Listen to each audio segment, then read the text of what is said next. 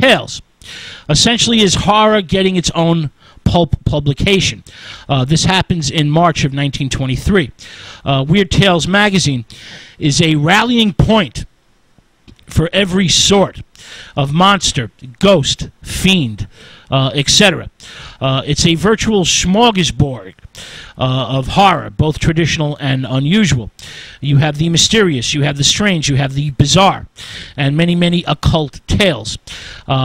There's grinning ghosts, ghouls, mummies, haunted mansions, midnight visitors, mist monsters, mutations, tomb dwellers, vampires, werewolves, whistling corpses, witch doctors, wild beasts, evil insects, druids, demons, and of course black masses. Now, Weird Tales magazines is started by someone known as Farnsworth Wright.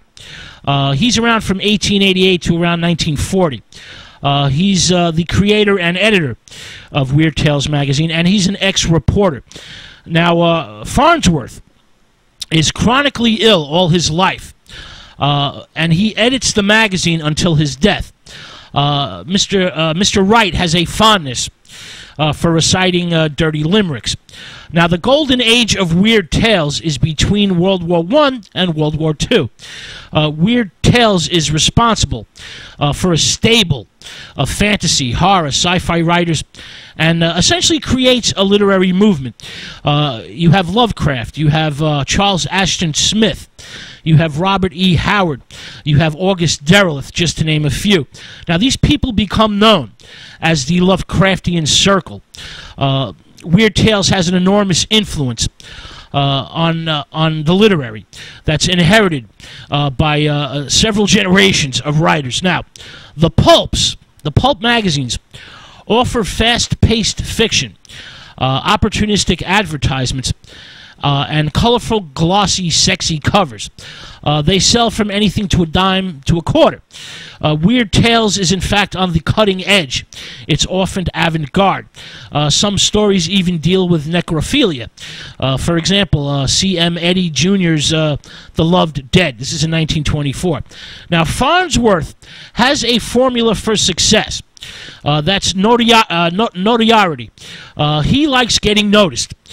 He likes getting social denunciations because publicity attracts more readers. And this formula keeps the publication going way past his death. Weird Tales doesn't fold until 1954. That's years after most of the other pulp magazines have called it a day. Now, the covers to Weird Tales are created by skillful artists and illustrators. Unusual watercolor paintings, pastels, charcoal and grease pencil, black and white illustrations. You have artists, amazing artists like Hugh Rankin and Margaret Brundridge that create art that promises sex and sin combined with the weird. Essentially the lustful and the weird. Beautiful solitary women with half-open mouths and threats to their virtue by creatures of lonesome evil.